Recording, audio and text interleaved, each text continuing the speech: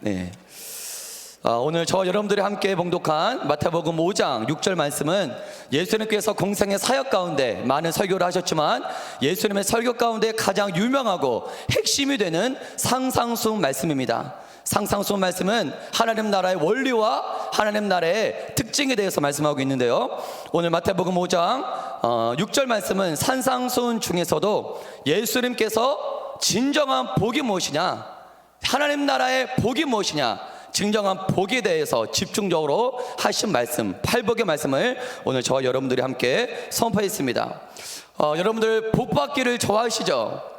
우리나라 민족치고 복을 이만큼 좋아하는 민족도 복이 드물 것입니다. 우리나라 사람들이 얼마나 복을 좋아하냐면, 저희 세대는 아니지만 저희 윗세대, 그 윗세대 할머니 할아버지 부모님들은 자녀의 이름을 지을 때 복을 너무 좋아해서 복을 집어넣어서 자녀 이름을 짓기도 했습니다. 그래서 여러분들이 흔히 아는 뭐 복순이, 복길이, 이런 이름들이 많이 있고요. 혹시 저는 모르지만 이 자리에 계신 성도님들도 혹여나 복이라는 글자가 들어간 이름을 가지신 분도 이 자리에 계실지 모르겠습니다.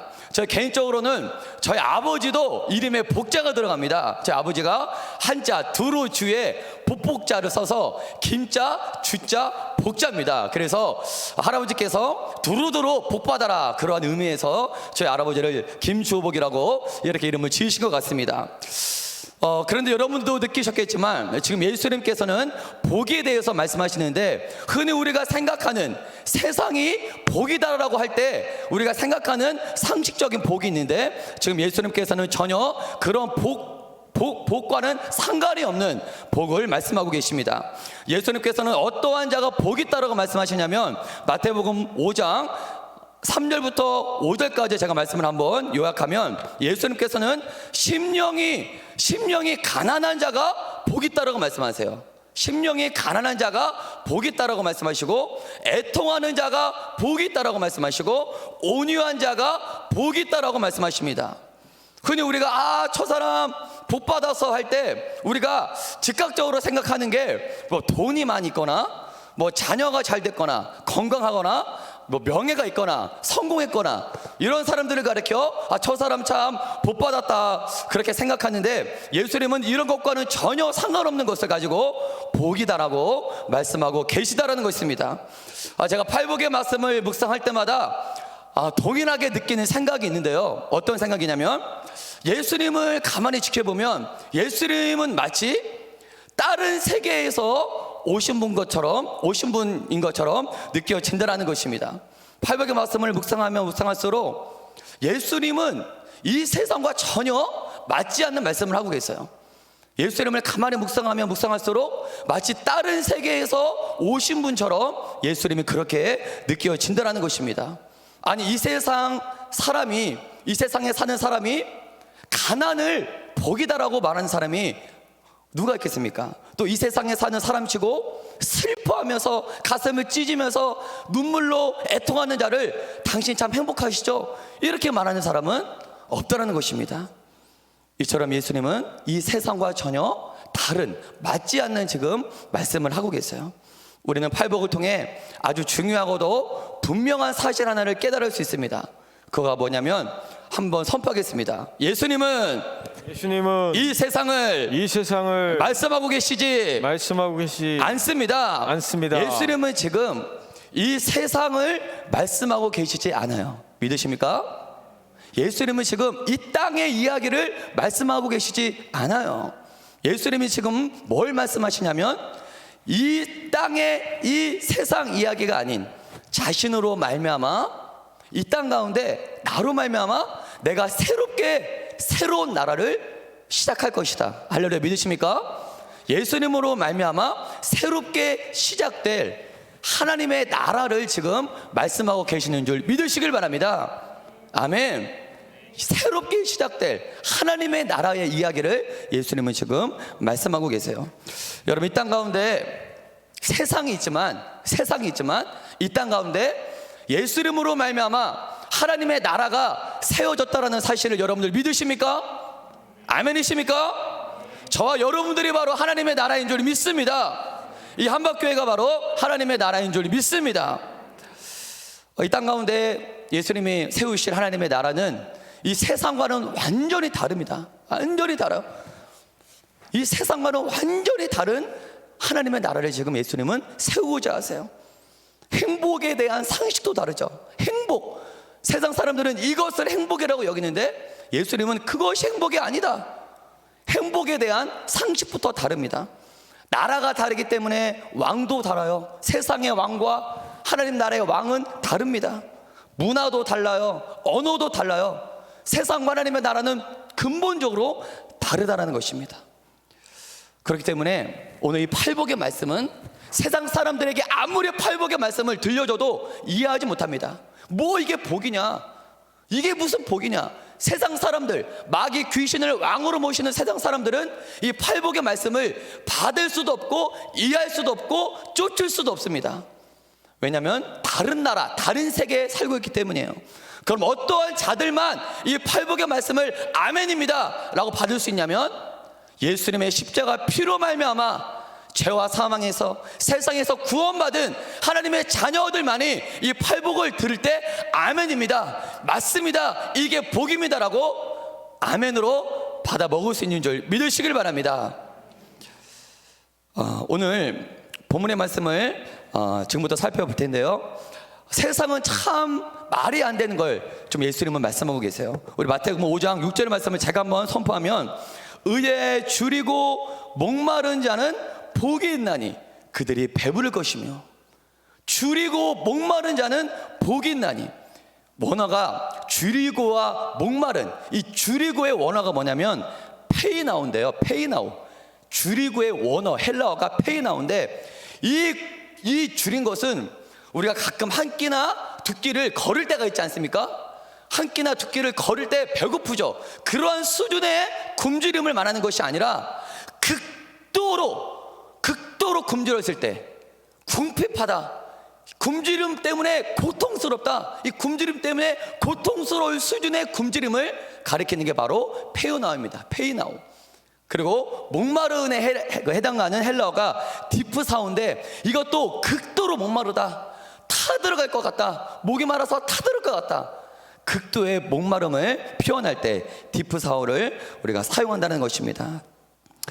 여러분, 중요한 건 예수님께서는 지금 매우 심하게 굶주리다, 매우 심하게 목마르다, 심하게 굶주려하고 목마른 자들을 가리켜 복되다, 너 복 있는 자다라고 말씀하고 계시다는 것입니다. 저는 1984년생입니다. 그래서 배고픔과 굶주림의 시대를 제가 살지는 않았어요. 그래서 배고픈 것이 복이고 굶주린 것이 복이고 목마른 것이 복이야 할 때 저는 크게 거부감을 못 느껴요. 하지만 저희 부모님 세대나 그 윗세대들은 나라적으로 볼 때 엄청나게 배고픈 세대에 사셨습니다. 나라적으로 볼 때 6.25 동란 이후 우리나라가 얼마나 극도로 가난했습니까?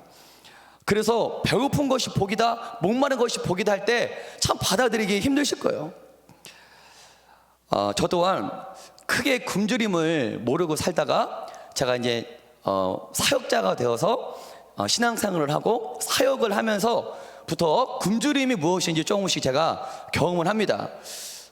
요즘 목사님들과 함께 4014 금식을 저희가 하고 있는데요, 원래 이 금식만 없었으면 제가 굶주림이 무엇인지, 배고픔이 무엇인지 경험해보기 힘들었을 텐데, 사역을 하면서부터, 신앙생활을 하면서부터 이 굶주림을 종종 제가 경험해요. 4014 금식을 하면 일주일에 3일 금식하는데요, 하루나 이틀 정도는 거뜬합니다. 뭐 그냥 이거 금식을 하고 있나 할 정도로 그냥 이 생각도 들고 저 생각도 들고 거뜬한데, 3일째 접어들면 저에게 나타나는 증상이 있습니다. 그게 뭐냐면 모든 잡생각이 다 사라져요. 할렐루야. 그렇게 나를 괴롭히고 그렇게 나를 힘들게 했던 온갖 잡생각들이, 복잡한 생각들이 싹 다 사라지고 오직 하나밖에 생각이 안 납니다. 그게 뭔지 아십니까? 몇 시간 후에 먹을 죽밖에 생각이 안 나는 줄 믿습니다. 오이에 몇 시간 있으면 죽 먹는다. 제가 원래 평소에 먹을 걸 그렇게 즐겨 먹는 편이 아닌데도 3일째 되니까 굶어 보니까 제 생각이 정리가 되더라고요. 음식을 사모하게 되더라고요. 제가 목마름이 뭔지도 경험해 봤어요. 목마름이 뭐냐? 2004년 7월 달에 제가 군대를 입대했습니다. 신학대학교 2학년 1학기를 마치고 군대 입대하게 됐는데, 제가 그때는 지금보다 훨씬 말라가지고 추위를 무지하게 탔어요. 추운 거가 가장 싫었습니다. 그래서 나는 겨울에는 절대 입대하지 않는다. 부모님한테 허락을 받아서 7월 달에 한여름에 나는 추운 것보다 더운 게 좋지. 그래서 1학기를 마치고 여름방학 7월 달에 군대에 입대하게 됐습니다. 근데 하나님께서 제가 사람이 꾀를 부리면 안 된다고, 그 해 2004년도 제가 여름에 군대 입대해서 그 해가 10년 만에 찾아온 폭염이었어요. 그 해가 진짜 폭염이었어요. 그래서 물론 그 기록이 뭐 깨졌겠지만, 제가 군대 갔을 2004년도에는 10년 만에 찾아온 폭염을 해가지고 엄청 내가 고생했어요. 30도가 넘는 땡볕에 연명장에서 훈련을 받으면 앞이 안 보일 정도로 막 땀이 비 오듯이 주르르 내립니다. 땀이 비 오듯이 내려요.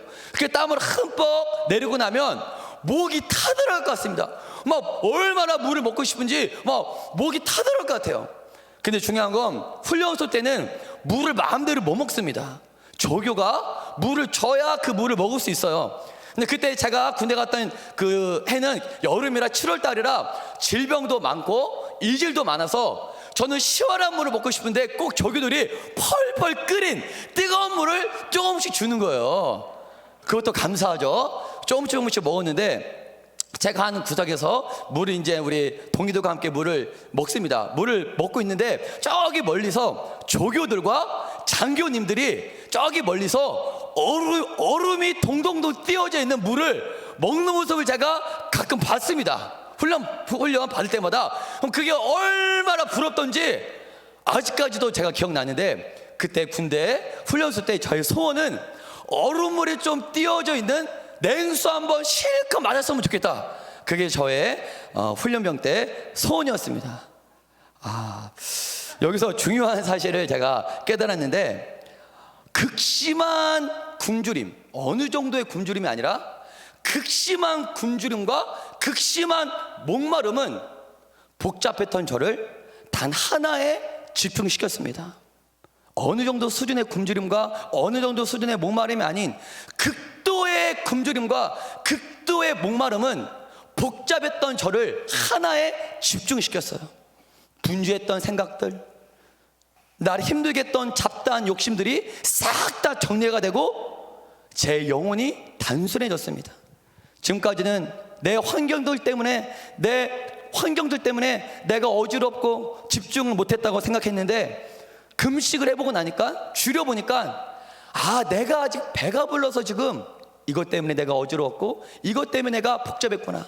제대로 한번 굶주려 보니까 내가 아직 덜 굶주려서 그렇게 내 삶을 불평했고 어지럽다 했구나. 정말 여러분들 페인아웃 수준으로 한번 굶주려 보십시오. 여러분들의 마음과 영혼과 생각이 단순해질 줄, 가벼워질 줄 믿습니다. 그리고 진짜 굶주려 보면 내 모든 에너지가, 분산됐던 에너지가 진짜 굶주려 보면 하나에 집중하게 됩니다. 하나밖에 생각이 안 나요. 나의 모든 에너지가 진짜 굶주리게 되면 나의 모든 생각과 나의 모든 영적인 에너지가 하나에 집중하게 됩니다. 음식밖에 생각이 안 나요. 오직 그거에 모든 에너지가 집중하게 된다는 것입니다. 여러분들은 지금 무엇에 그토록 굶주려하고 있습니까? 무엇에 그토록 목말라하고 있습니까? 그럼 이 세상은 무엇에 그토록 목말라하고 무엇에 그토록 굶주려하고 있을까요? 안타까운 것은 많은 세상 사람들은 자신의 메마른 영혼을 적셔줄 생명의 근원이 있는데도 그것들이 아닌 헛되고 거짓된 것에 목말라하고 메말라하고 있다는 것입니다. 그것이 물질일 수도 있고 쾌락일 수도 있고 명예와 헛된 자랑일 수도 있어요. 요한일서 2장 15절에서 16절 말씀은 헛된 거에 목말라하지 말라, 헛된 거에 굶주려하지 말라 선포합니다. 우리 요한일서 2장 15절에서 16절 말씀을 선포합니다. 시작. 이 세상이나 세상에 있는 것들을 사랑하지 말라. 누구든지 세상을 사랑하면 아버지의 사랑이 그 안에 있지 아니하니, 이는 세상에 있는 모든 것이 육신의 정욕과 안목의 정욕과 이생의 자랑이니 다 아버지께로부터 온 것이 아니요 세상으로부터 온 것이라. 우리가 반드시 깨달아야 될 건 이겁니다. 우리가 그 어떤 종류의 굶주림과 목마름일지라도 내 영혼을 복되게 하고 메마른 내 영혼을 채워줄 굶주림은 하나밖에 없다는 줄 여러분들 믿으시길 바랍니다. 세상 걸 아무리 굶주려하고 세상 걸 아무리 목말라 해봤자 내 영혼을 복되게 하는, 내 영혼을 살찌게 하는, 내 영혼을 배부르게 하는 굶주림과 목마름은 한 종류밖에 없어요. 그게 무엇입니까? 오늘 예수님께서 말씀하신 이겁니다. 6절 말씀을 제가 더 선포하면 따라하겠습니다. 의에 줄이고 의에 줄이고 목마른 자는 복이 있나니 복이 있나니 의에 줄이고, 이 한 종류의 목마름만이 우리의 영혼을 살찌워 준다는 것입니다. 여러분, 기독교란 무엇입니까? 기독교란 무엇입니까? 또 복음이란 무엇이고 신앙생활을 어떻게 설명할 수 있겠습니까? 이 모든 것들을 설명할 수 있는 대표적인 단어들이 기독교 안에 몇 가지 등장하는데요, 그 중에 하나가 바로 오늘 6절에 등장한 의입니다. 의. 기독교 안에 대표적인 단어가 몇 개 있는데 오늘 6절에 매우 중요한 단어가 등장했어요. 의입니다. 의. 의에 줄이고 목마른 것은 복이 있나니 그들이 배부를 것이며, 의라는 단어 하나로 예수님을 믿는다는 게 뭐냐, 또 예수를 믿는 자들은 어떻게 살아야 하나, 의 단어 하나로 모든 게 설명됩니다. 조직적인 신학으로는 칭의와 성화가 6절 안에 다 담겨 있어요. 의에 줄이고 목마르다. 요즘 새벽마다 로마서 말씀을 통해 크게 은혜를 받고 있는데요, 로마서의 큰 주제 중에 하나도 바로 의입니다. 오늘 은혜 받으실, 오늘 새벽에 은혜 받으신 새벽 본문 말씀을 기억하신다면 의가 무엇인지 여러분들 짐작하고 계셨을 거예요. 우리 로마서 3장 21절부터 26절까지 말씀 우리 한번 선포하겠습니다. 시작. 이제는 율법에 하나님의 한 의가 나타났으니 율법과 선지자들에게 증거를 받은 것이라. 곧 예수 그리스도를 믿음으로 말미암아 모든 믿는 자에게 미치는 하나님의 의니 차별이 없느니라.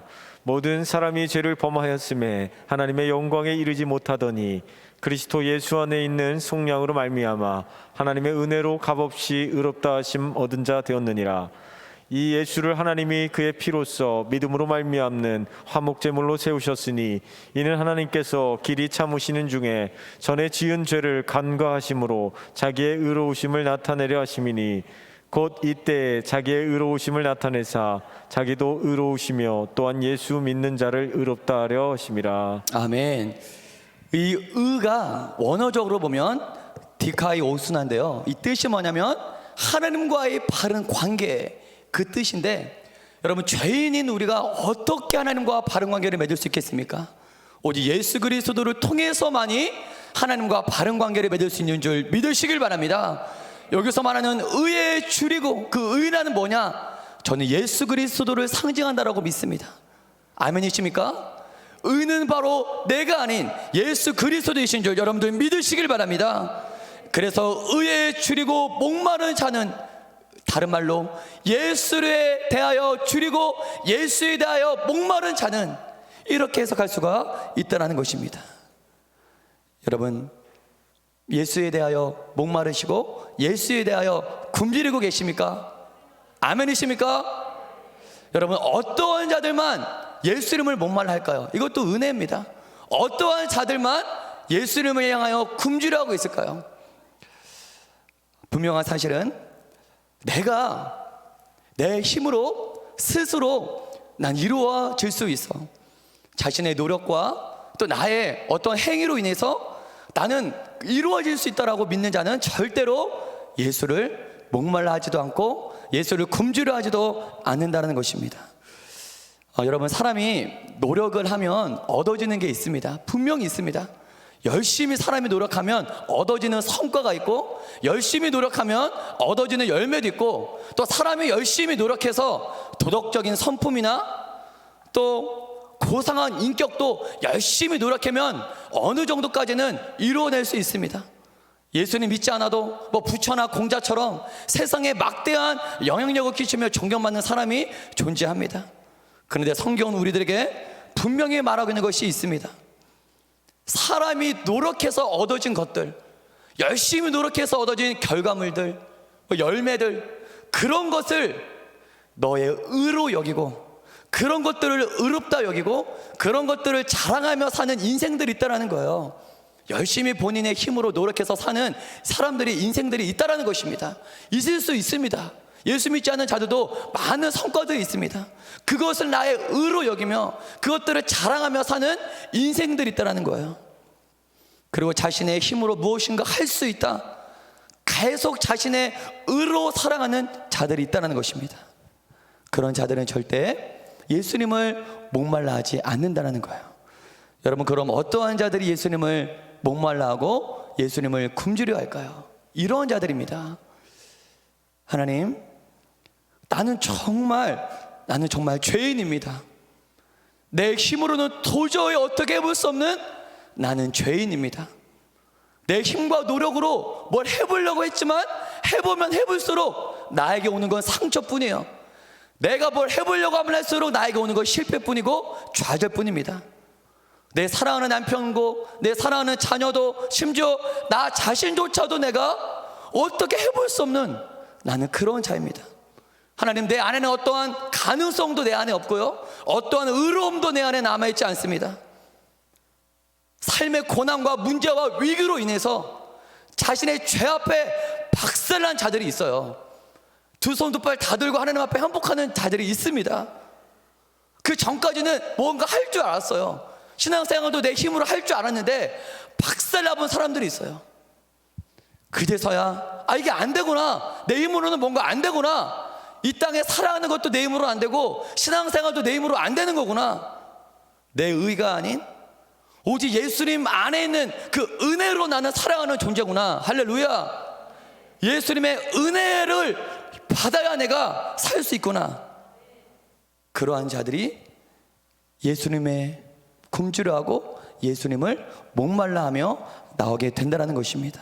여러분, 예수님은 누굴 더 복되다 할까요? 아무 실패 없이, 아무 좌절 없이 내 의를 자랑하며 사랑하는 사람을 복되다 할까요? 아니면 비록 초라하고 볼품이 없지만 예수님 은혜 없이는 안 됩니다. 십자가의 피 공로 없이는 안 됩니다. 이 강력한 굶주림으로 오직 예수님만을 집중하며 찾고 구하는 자, 1번을 복되다 할까요? 2번을 복되다 할까요? 오늘 예수님은 2번을 보이는 자라 말씀하고 계신 줄 믿습니다. 로마서 3장 19절 말씀을 한번 선포하겠습니다. 로마서 3장 19절 말씀 시작. 우리가 알거니와 무릇 율법이 말하는 바는 율법 아래에 있는 자들에게 말하는 것이니 이는 모든 입을 막고 온 세상으로 하나님의 심판 아래에 있게 하려 함이라. 오늘 성경은 공포합니다. 내가 인정하던 인정하지 않던 성경은 공포예요. 율법 아래 있는 모든 자들에게 공포합니다.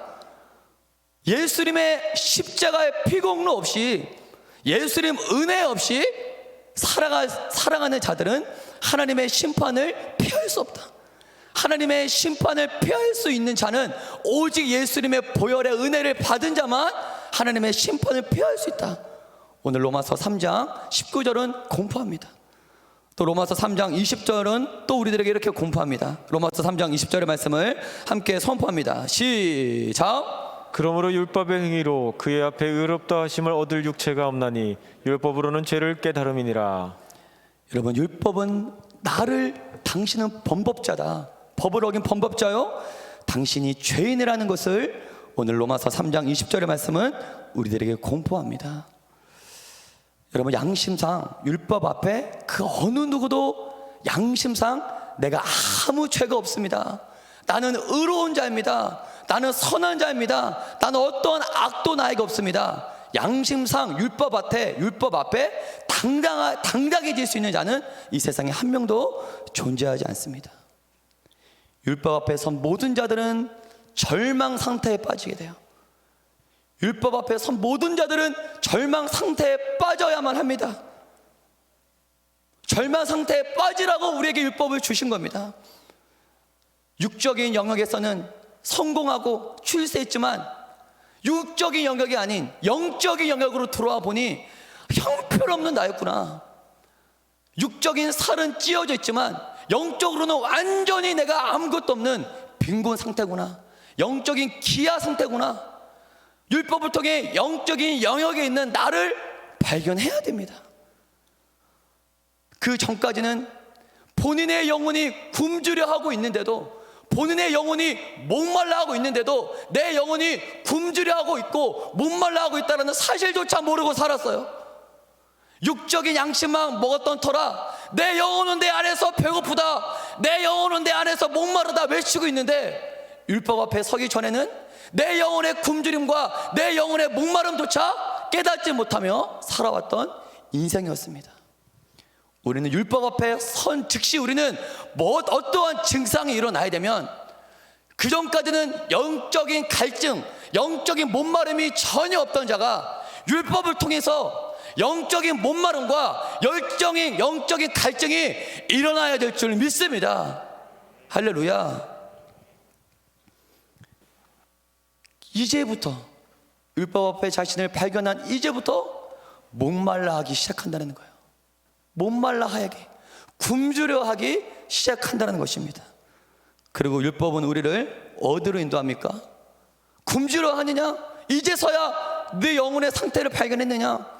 너의 영적인 기아 상태, 영적인 빈곤 상태, 이제서야 영적으로 너희가 네 영혼을 위해 아무것도 할 수 없는 영적인 무능력다라는 사실을 이제서야 네가 발견했냐?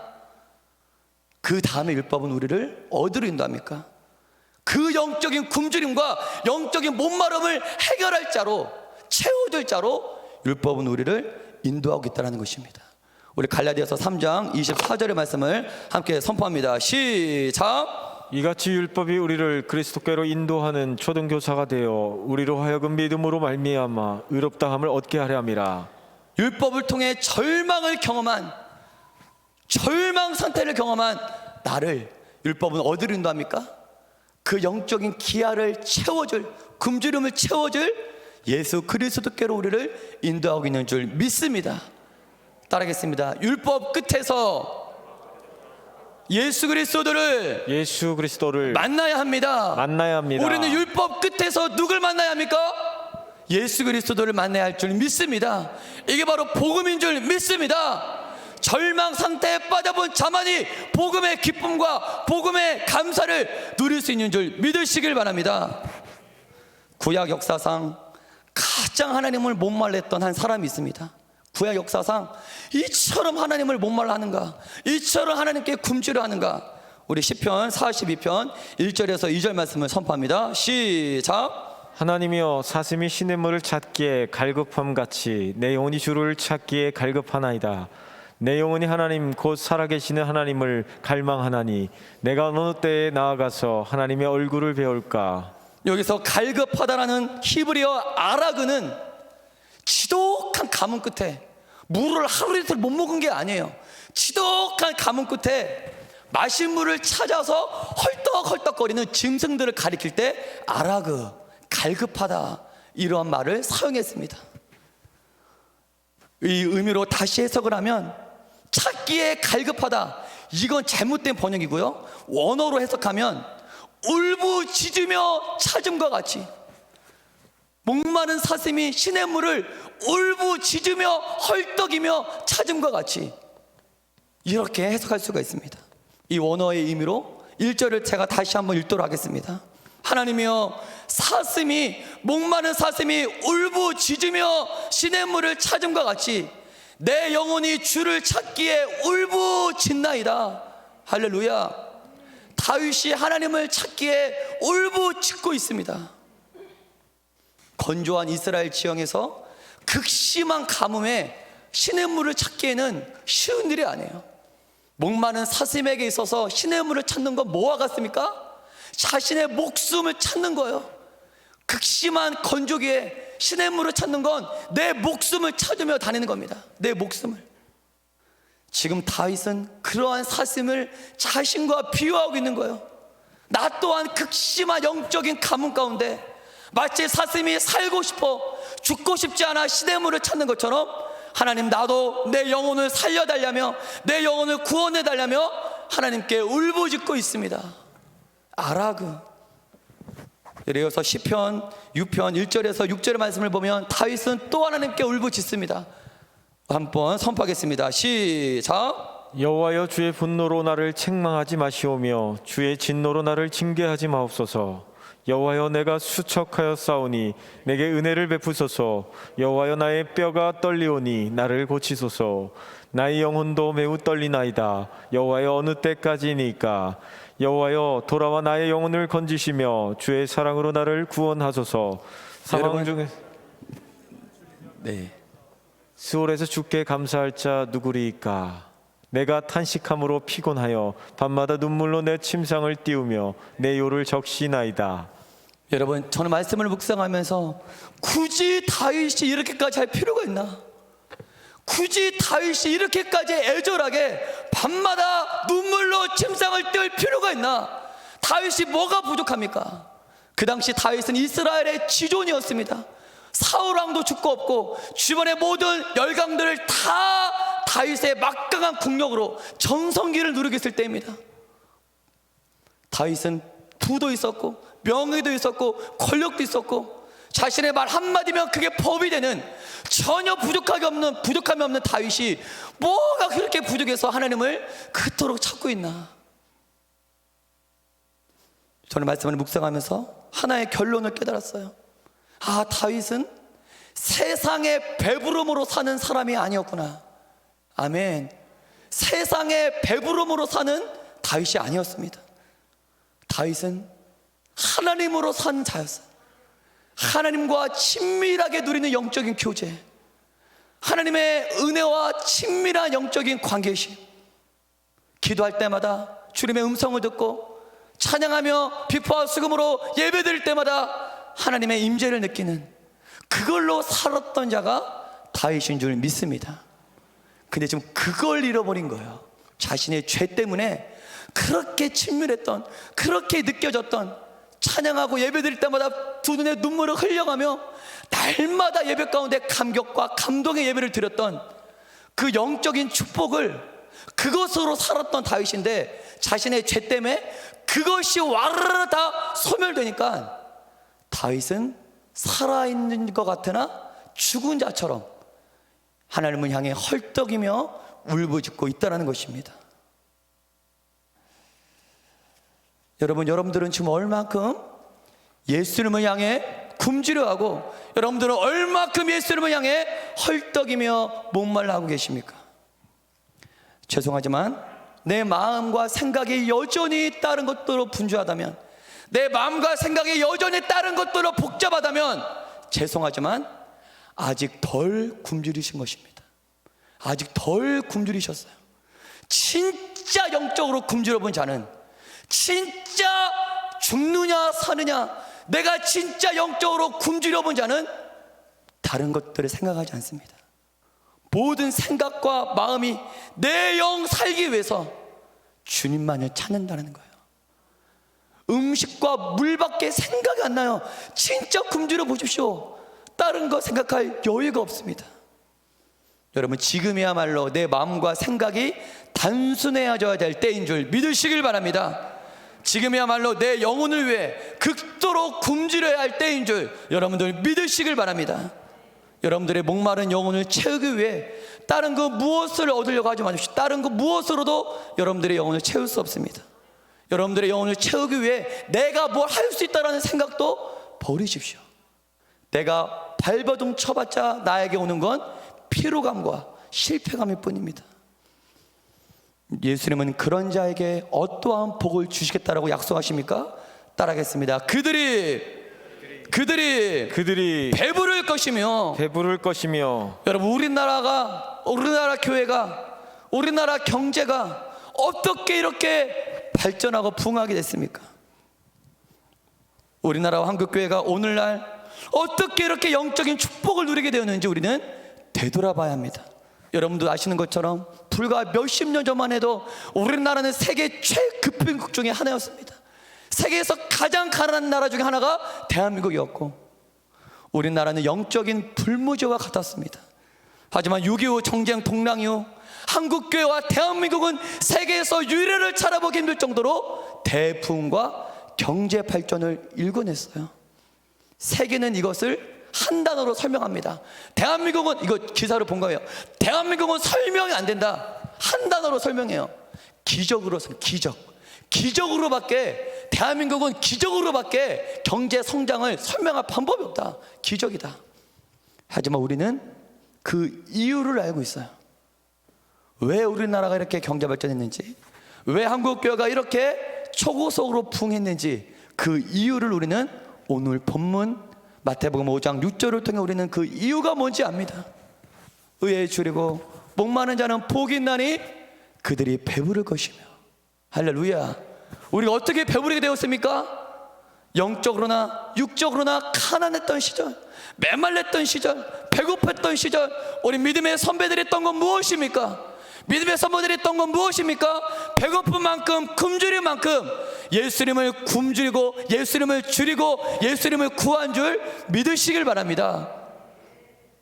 굶주리고 목마른 자들의 한 맺힌 기도를 통해 새벽 기도도 생겨나고 산기도도 생겨나고, 하나님은 굶주린 그 기도를 통해 오늘날의 영적인 배부름을 하나님은 허락하여 주신 줄 믿습니다. 우리 시편 107편 9절의 말씀을 함께 선포하겠습니다. 시편 107편 9절의 말씀 선포합니다. 시작. 그가 사모하는 영혼에게 만족을 주시며 줄인 영혼에게 좋은 것으로 채워주심이로다. 우리가 여기서 기억해야 될 중요한 영적인 원리가 있는데요, 아까 말했던 줄이다의 페이나오, 목마름의 디프사오는 완료형이 아니에요. 완료형, 현재 분사형입니다. 계속적인 행동을 나타내는 현재 분사형이 목마르다, 굶주리다. 이게 뭘 말하냐면, 예수님께서는 분명 의에 줄이고 목마른 자에게 배부르다. 근데 중요한 건 줄이고 목마름을 통해 배부름의 축복을 받았습니다. 그걸로 끝나는 것이 아니라 이 줄이고 목마르다, 이 그 시제가 완료형이 아니고 현재 분사. 이게 뭐냐면 계속적으로 해야 된다는 의미예요. 할렐루야. 계속적으로 목말라야 되고 계속적으로 굶주려야 된다. 굶주림을 통해, 목마름을 통해 영적인 체험과 영적인 배부름을 얻었다고 끝이 아니라 계속적으로 굶주려야 되고 계속적으로 목말라야 된다라는 의미가 바로 오늘 6절에 등장한 줄이고 목마르다라는 뜻이에요. 오늘 많은 분들께서 한국교회의 부흥은 오래전 이야기다, 한국교회는 이제 위기다, 이렇게 이야기를 합니다. 몇십 년 사이에 부흥해서 한국교회의 위기를 걱정해야 되는 그런 우리 세상이 되었습니다. 저는 왜 한국교회가 이렇게 위기인가, 왜 한국교회의 부흥이 멈췄는가, 그 이유도 6절에서 더는 발견할 수 있다고 봅니다. 현재 한국교회가 과거 60년 대나 70년 시절처럼 가난하고 배고픈 심정으로 우리 한국교회가 계속 주님만을 목말라하고 주님만을 굶주렸다면 우리 한국교회는 지금 제2의 제3의 부흥이 이어지고 있을 것이었습니다. 하지만 그때 배부름에 만족하고 그때 영적인 체험에 만족한 나머지 우리는 계속적으로 굶주려 해야 되는데, 계속적으로 목말라 해야 되는데, 한 번 주신 배부름으로 더 이상 굶주려 하지 않았고 목말라 하지 않았다는 것입니다.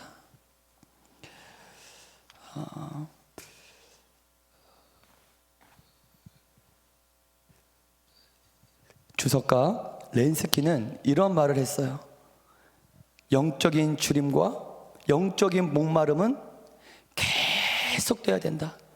그리고 영적인 줄임과 목마름이 계속되면 될수록 채워진다.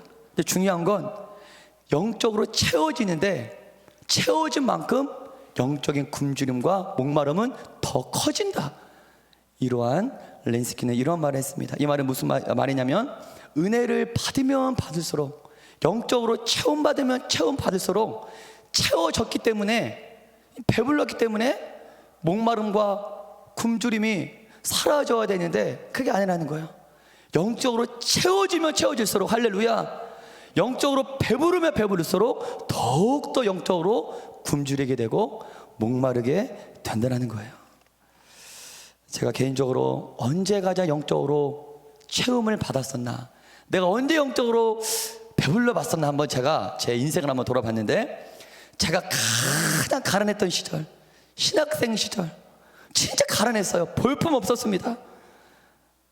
너무나 가난했기 때문에 하나님께 더욱더 목말라 했고 더욱더 굶주렸던 때가 신학생이었어요. 매일 밤 동역자들과 강당에서 모여서 매일 밤 하나님께 기도했습니다. 부르짖었습니다.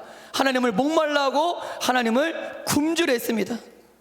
그때마다 하나님으로부터 영적인 체험을 받으면 얼마나 행복한지 몰라요. 근데 중요한 건 하나님께서 부어주시고 또 부어주시는데도, 채워주시는데도 그 영적인 목마름과 굶주림이 커지면 커졌지 사라지지가 않는 거예요. 할렐루야. 커지면 커졌지, 은혜 받으면 받을수록 영적인 목마름이 커지면 커졌지 이게 사라지지가 않는 겁니다. 이게 바로 하나님 나라의 원리인 줄 믿습니다. 마태복음 13장 12절의 말씀을 한번 선포하겠습니다. 무릇 있는 자는 받아 네, 넉넉하게 반주해 되되 주시고요. 없는 자는 그 있는 것도 빼앗기리라. 마태복음 25장 29절의 말씀을 함께 선포합니다. 시작. 그 중에 다섯은 미련하고 다섯은 슬기 있는 자라. 제가 읽겠습니다. 무릇 있는 자는 받아 풍족하게 되고 없는 자는 그 있는 것도 빼앗기리라. 따라하겠습니다. 무릇 있는 자는 받아 넉넉하게 되고 받아 넉넉하게 되고 없는 자는 그 그 있는 것도 빼앗기리라. 있는 것도 빼앗기리라. 할렐루야. 제가 수요 설교를 준비하기 위해서 요 이틀 전인가요? 강단에 올라와서 기도도 하면서 설교도 준비하면서 말씀을 묵상했는데요. 제가 아주 놀라운 사실을 발견했어요. 제가 저쪽에 앉아서 기도를 하고 있는데 밝히진 않는데 한 분이 그 시간만 되면 꼭 강단에 올라와서 기도를 하고 있는 거예요. 그것도 그냥 기도를 하는 것이 아니라 막 애절하게 가슴을 찢으며 기도를 합니다. 제가 그 사람을 좀 알거든요. 근데 굳이 이미 충만한 사람이에요. 이미 성령 충만한 사람이고 이미 정말 모든 면에서 하나님과 가까이 있는 사람인데, 저는 생각했어요. 아니 저렇게까지 기도할 필요 있나? 이미 충만하고 이미 반듯하게 서 있는 사람이 굳이 저렇게까지 애타게 기도할 필요 있나? 기도하다가 나갑니다. 다음날 또 전 봤어요. 그분이 강단에 올라와서 애타게 기도하고 또 애타게 기도하고, 다음날 또 봤습니다. 애타게 기도하고 또 애타게 기도하고. 저는 중요한 사실을 깨달았어요. 영적인 충만을 누릴 수 있는 이유, 영적인 충만함을 누릴 수 있는 저 사람이 저렇게 누릴 수 있는 이유, 그것은 바로 저렇게 영적으로 굶주리고 목말라하고 있기 때문이야. 제가 생각할 때 진짜 애타게 기도하고 애타게 부르짖어야 할 사람은 강단에 올라오지 않고, 제가 봤을 때 그분 굳이 그렇게 기도하지 않아도 이미 충만한데 기도 안 해도 될 사람이 애타게 기도하고, 정작 하나님의 은혜를 향해 굶주리고 목말라야 할 사람은 정작 목말라 하지 않고 굶주려 하고 있지 않았다는 것입니다. 어느 무명의 청기도인이 이렇게 말했어요. 의를 가장 원하지 않는 사람이, 따라하겠습니다. 의를 가장 원하지 않는 사람이 의가 가장 필요한 사람입니다. 하나님의 은혜를 원하지 않는 사람이 하나님의 은혜가 가장 필요한 사람인 줄 믿습니다. 예수님을 향해 굶주려하지도 않고 목말라 하지도 않는 사람이 가장 예수님께 목말라 해야 될 사람인 줄 여러분들 믿으시길 바랍니다. 이 시간 함께 찬양하실 텐데요.